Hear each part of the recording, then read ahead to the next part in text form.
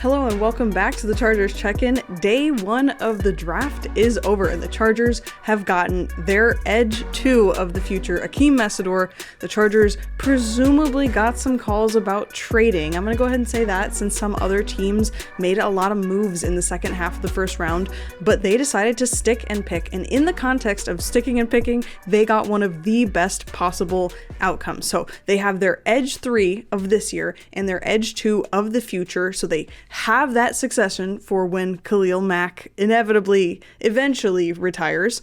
And I really like this pick. I think there is so much for Chargers fans to be excited about. And Akheem Mesidor, this is someone who has been playing football for so long. He played 6 seasons total in college, and he plays like a professional. That's something that has been talked about a lot in this draft process in terms of going outside of the building at Miami to get all the treatment he needs to take care of his body, to get outside training and coaching, and it shows. He very much plays like a professional, and I think this was by far the most pro-ready player on the board, and I don't just mean on the board where the Chargers picked. Arguably, he's one of the most pro-ready players in the draft period, because he has already essentially been playing like a professional. So to me, this is a clear sign that the Chargers see their Super Bowl window as starting this year. They are all in on this year. That is what this pick tells me. And I think about how much better the Chargers were after they traded for Odafe Oweh, how much of an advantage that gave their defense, and that is what Akheem Mesidor is for them. There are a lot of similarities between him and Oweh, and also I think a potentially higher ceiling, a potentially higher upside. So now you have essentially your Odafe Oweh replacement, but still on a rookie deal. And in the next couple years, he'll be early on that rookie deal. And that's a really big deal. So I'm shocked that he was there at 22. I did not think he would get past 16, especially in this draft that kind of lacks a lot of first round talent. This is someone who I had a first round grade on, and I can't say that about a vast majority of players. Now, Dylan Thieneman was also on the board, and those were the only 2 players that I had a first round grade on, and I am thrilled that they got one of them. And I feel good about it because I'm also a Bears fan, and the Bears got Dylan Thieneman, so that makes me happy. And, we're going to do a deep dive on him and every other prospect later this week and throughout the offseason, but let me give you a quick rundown as to who Akheem Mesidor is. He's 6'3", 260 pounds. He's 25 years old. Like I said, a lot of college experience. It definitely shows. He has extremely refined pass rush moves. There is no talk of a limited pass rush arsenal with him. He has just about every move that exists, and he has great instincts for when he should use them.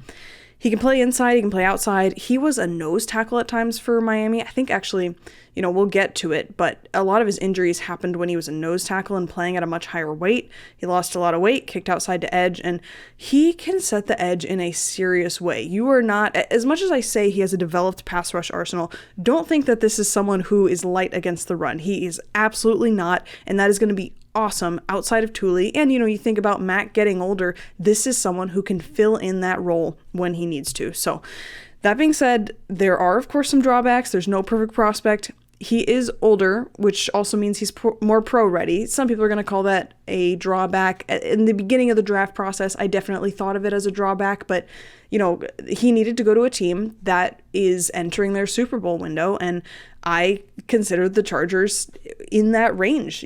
I considered him, he probably should have gone before the Chargers, but since he didn't, I think he makes a lot of sense for them. He is, because he's older, closer to his ceiling than a younger prospect would be. You don't necessarily look at him and go, but imagine what he could be in 2 years. You just kind of go, imagine what he could be right now. And there's definitely a payoff to that. So a lot of these drawbacks aren't really drawbacks, just depends on your timeline.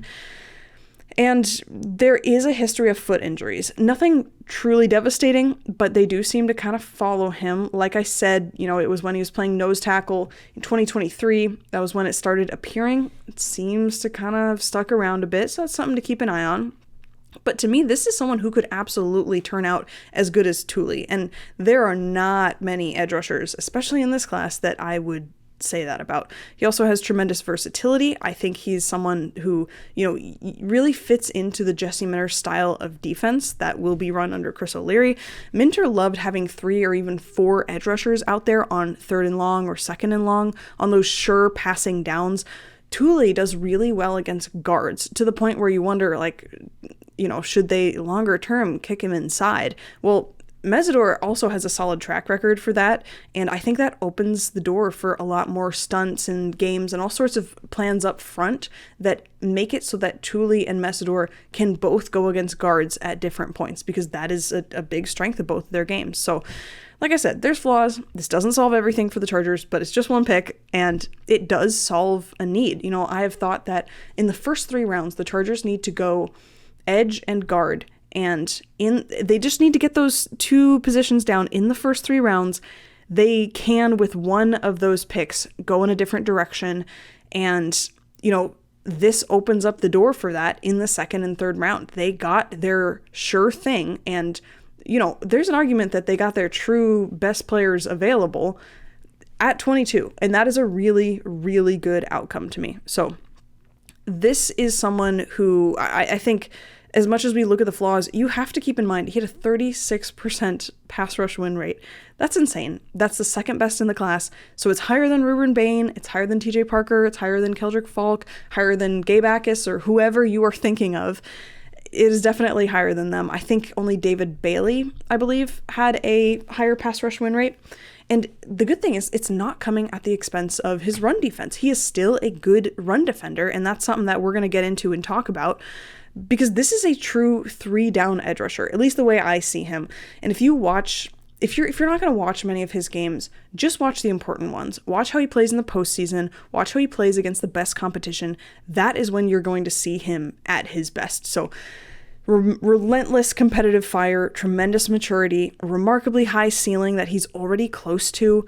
And you take care of a need early when you only have 5 picks. It's very responsible, but like I said, he probably was their best or 2nd best player on the board, so I think it's a pick that makes a lot of sense.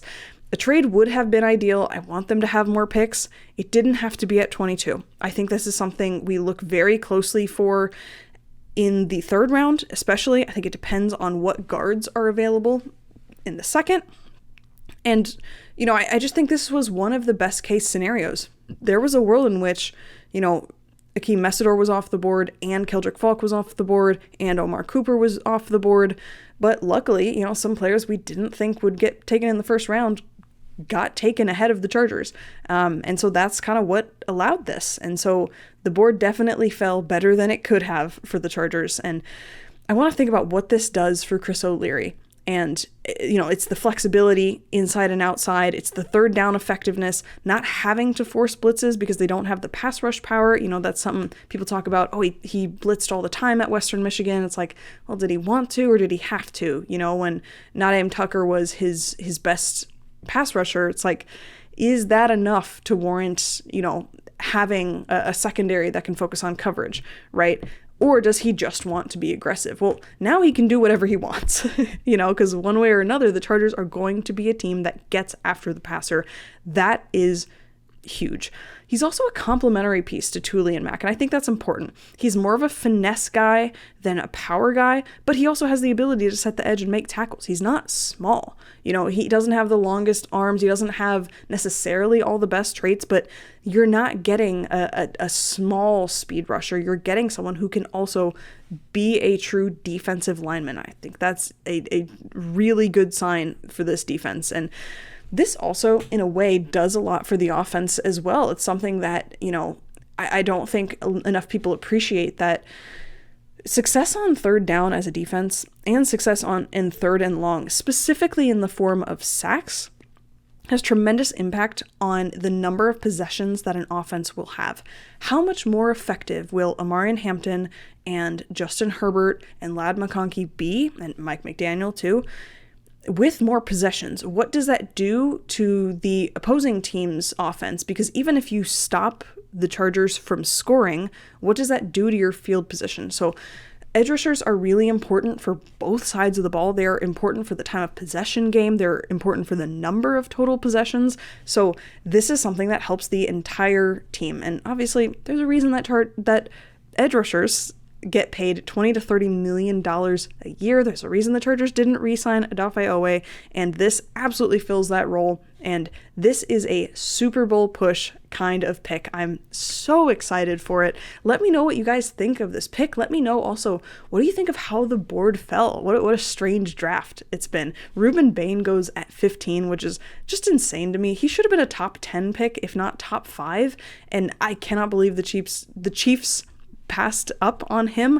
I am so relieved that the Chargers don't have to go against him twice a year. Amarian Hampton, add an extra 100 yards to whatever your, total yards at the end of the season prediction is, because that would have been tough running against Ruben Bain twice a year. I had Bain way over Mansour Delane, who they did pick, and I hope I'm right for it. I hope it works out. Obviously, that's them filling a need, but there's certainly no argument that they took the best player available, at least to me. Keelan Rutledge goes before Chase Basantis, goes before Emmanuel Pregnon. It's kind of wild. Definitely not what I would have done, but like I said the other day, I think Keelan Rutledge is awesome. And David Bailey goes over Arvell Reese. And then the team that picks after them, the Cardinals, don't trade out, don't pick Arvell Reese, and they go with Jeremiah Love. And then the next team doesn't pick Arvell Reese or use it to trade. They go with Carnell Tate. It's crazy to me. And so the Giants, I'm sure, were thrilled that Arvell Reese somehow fell all the way to them. Ty Simpson goes to the Rams. I didn't think Ty Simpson would be picked in the first round, and he just goes to the Rams. They pass up on the opportunity to get some tremendous talent in a wide receiver or a tight end or any other position, and they go with who they think is going to be their quarterback of the future. KC Concepcion goes over Omar Cooper. I think that's wild. And Caleb Banks goes in the first round. He was one of those ones that, I had a first round grade on him for a while, and then the injuries just got worse. And, I just don't think he showed a lot. And, it makes me wonder, if he was there, would the Chargers have taken him? I don't know. Let me know what you guys think. I don't think they would have ultimately. But yeah, this just goes to show that anything can happen, which should make you a little bit afraid, because there could be a run on guards and there could be no one available in the second. That could absolutely happen, and they could have to reach for someone outside of the top 100 at, in the 80s or whatever they end up picking. And at the same time, that should also be a source of hope. Akheem Mesidor fell to them, right? Who's to say that the Chargers can't get themselves a Jennings Dunker or whoever? I don't know. I don't want to speculate too much, but I do think the Chargers need to go guard in one of the next 2 rounds, and I'm hoping that they can get some kind of good player in the secondary, I think is the most likely outcome, if not some kind of wide receiver in the next 2 rounds with whichever pick they don't get a guard with. So let me know, other than a guard, what pick do you want them to focus on? I know wide receiver is very controversial. A lot of people don't think that they need it. I just think that they are missing a contested catch person and they are missing a speed person. And if they can get someone who is one of those, then I would look at their unit as being pretty complete. But I wouldn't be surprised if they wait until day 3 to get someone like that. So give me your day 2 predictions. Let me know what you guys think. I am very excited, but let me know. Are you excited? Do you think this was a good pick? Give me your way too early grades on the draft, and I will see you guys next time.